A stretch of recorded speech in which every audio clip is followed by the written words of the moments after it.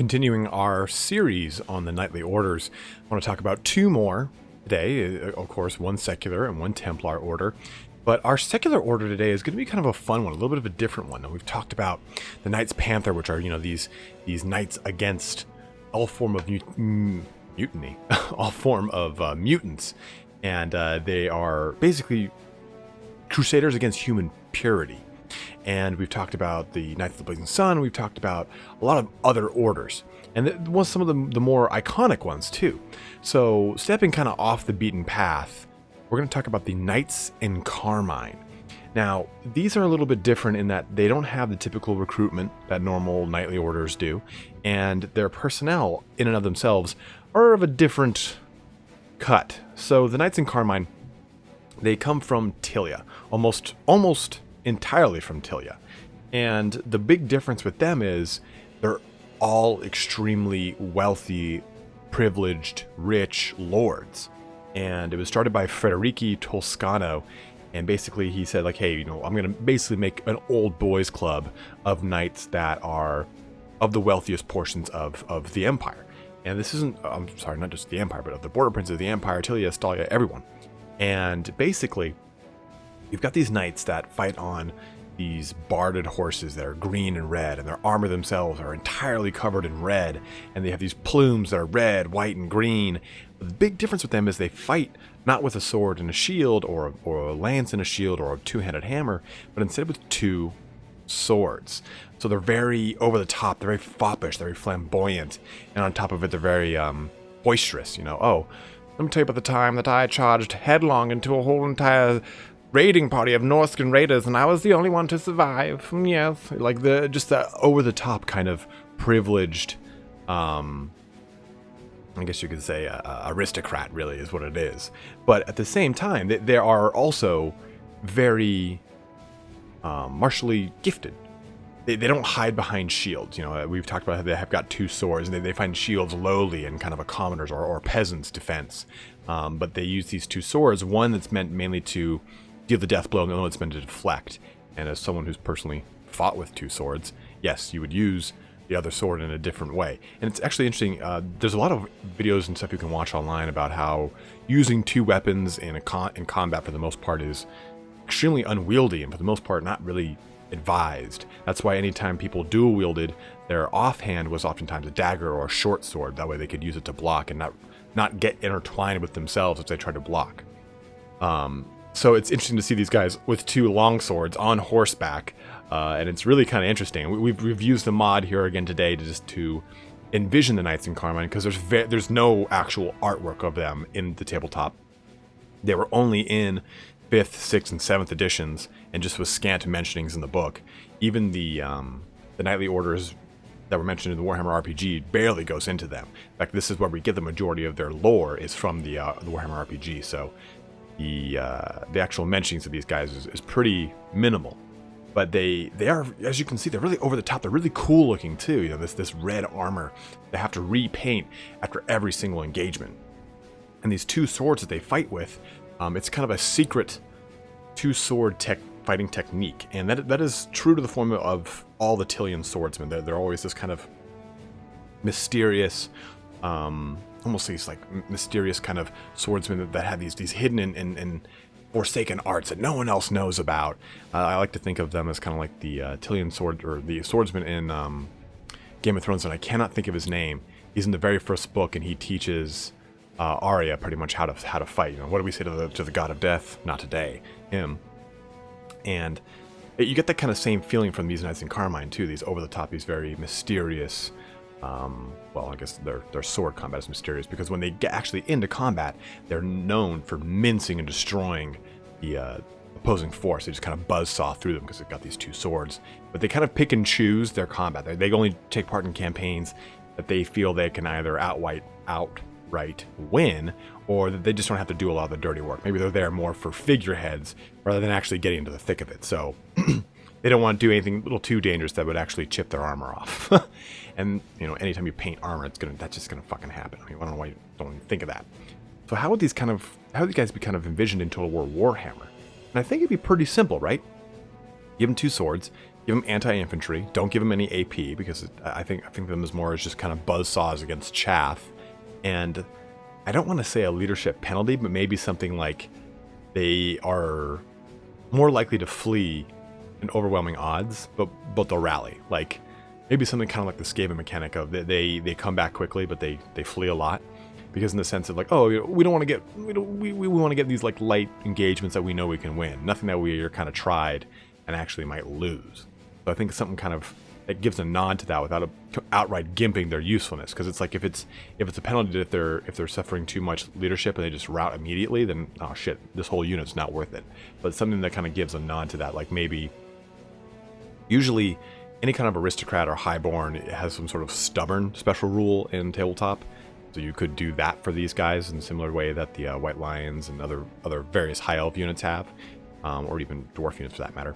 But I think that definitely an anti-infantry mechanic would make a lot of sense for these guys. They are a little bit of the lesser-known knightly orders, and we're going to start getting into more of those. And as we expand this series out, we'll probably do maybe 2 or 3 more episodes.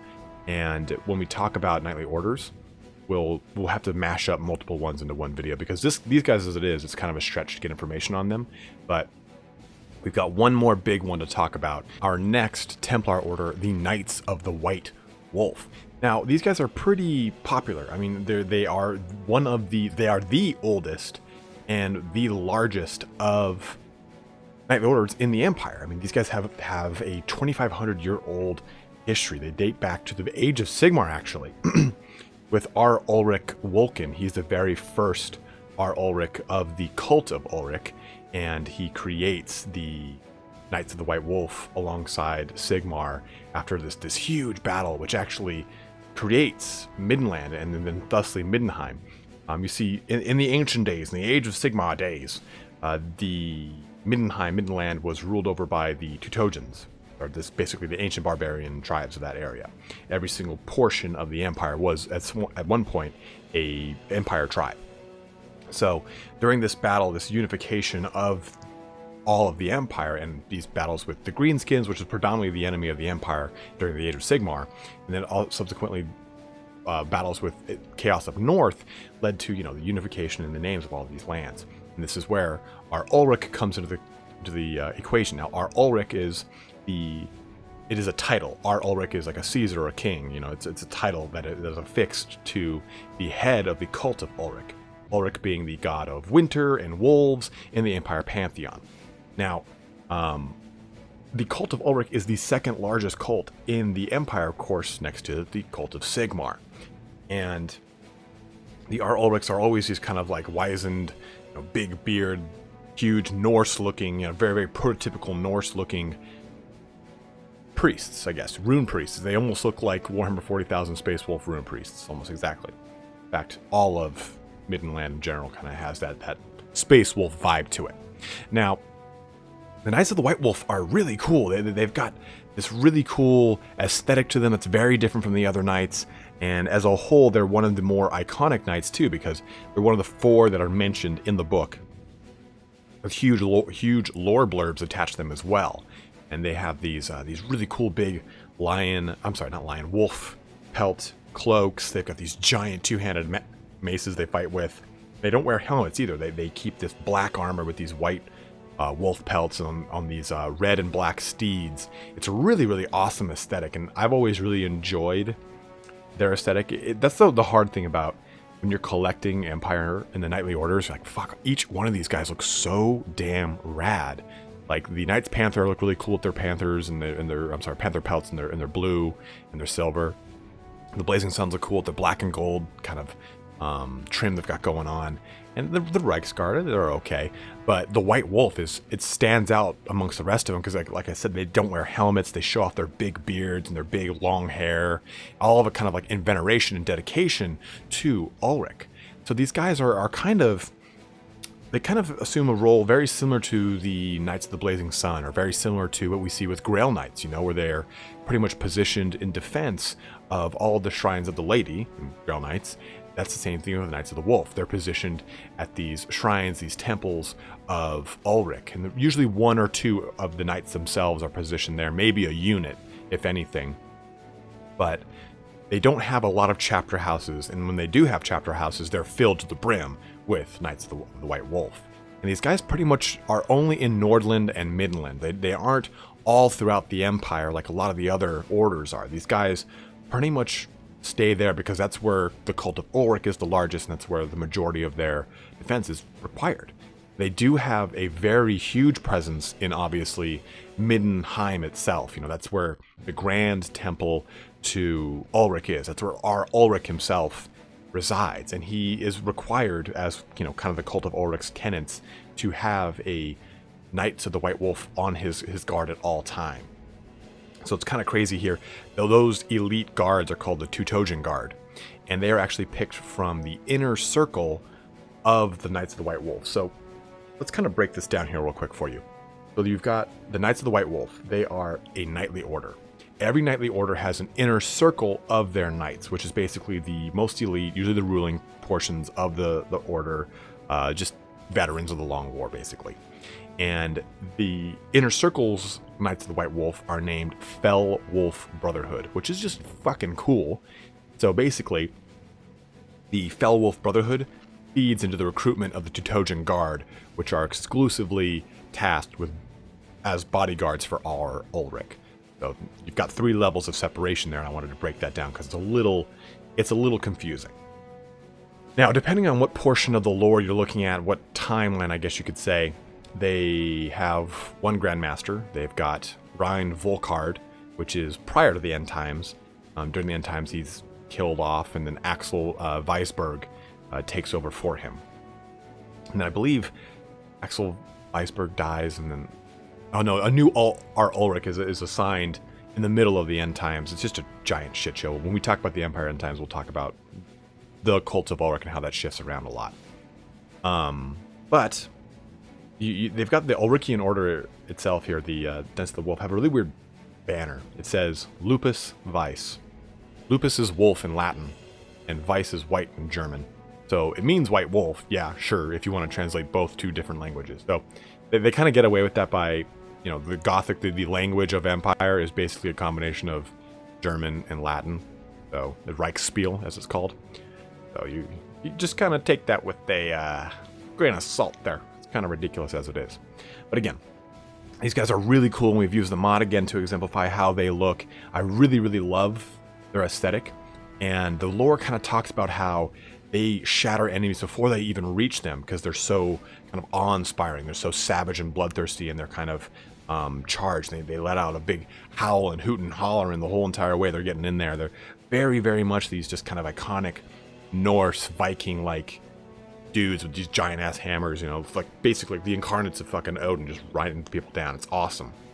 Now, how would these guys kind of be translated into Total War Warhammer? Now, I don't want to just say they'd be like questing knights. I think it's just kind of an easy throwaway. But I do think they would have AP. They would have, you know, because they've got these big, huge two-handed hammers. But I think kind of a cool mechanic with them is with their white wolf pelts, it would give them a ranged armor save. In the same way that, or I'm sorry, yeah, a ranged missile save. In the same way that we get for the White Lions of Trace or the, not Sea Guard, what are they called? Corsairs, Blackheart Corsairs. They have their Sea Dragon cloak is what I'm thinking of. And they both confer ranged missile saves in the book. And the same thing with the white pelt. It does the same thing in the book. So I'd love for them to get just maybe a bronze shield so they're more likely to get in combat. But I think it'd be really cool is they have one of two abilities. Either they give a permanent buff to everyone around them that increases their attack. So basically the opposite of Guardian, where Guardian is a defensive area of effectability. This would be an offensive area of effectability, because it talks about in the lore how they inspire courage and savagery amongst everyone they're around, other state troops and other knightly orders and such. So they kind of, oh man, these guys are going the 10th, the 7th yard, 9th yard, kicking the shit out of stuff with a giant hammer. I want to do the same. So I think that'd be a cool thing. But I did talk about how they kind of already defeat their foe before they even make contact with them. So what if, rather than them having an area of effect buff to attack, they had an activatable that you could click that's kind of like the one that increases your charge bonus, but something like that. So it increases charge bonus. It's a knockdown of the leadership of anything in the area of effect around it. So basically it's just a huge shock. You click this button, These guys now are going to be much better on the charge because they're going to have a charge bonus. They're going to already get an additional leadership penalty because of the charge itself, the ability itself, and just the fact that they're just rolling through things. I think that'd be a really cool way to exemplify these guys. Have them really be the consummate shock troop of Ulric, you know, and that is their role. They're supposed to be these things that are just reaping through the battlefield left and right, onto the next one, onto the next one, almost as these kind of like mounted berserkers. And I love that image for these guys because they're really supposed to bring the pain, bring on the noise. But that concludes our 2 nightly orders for today here. The Warhammer Wednesday's lovely nightly order adventure has always been a fun one with you guys. Let me know which ones you guys want to hear about next. We might have to start jumping them together because I've put one primary nightly order almost every video. That's kind of made these videos a little bit longer. So obviously the Knights of the White Wolf has got plenty to talk about, but let's go into some of the other nightly orders and go into more of their information. We can probably double them up, maybe 2 secular and 2 Templar orders per video. That way we really get a chance to flesh those guys out a little bit, and as well as giving you guys a little bit more per video. I don't want to do the minor orders and just do, oh yeah, just 2 per video, and it's like a 6-minute video, and you can't get like, okay, great, good, thanks ItalianSpartacus, didn't learn fuck all here.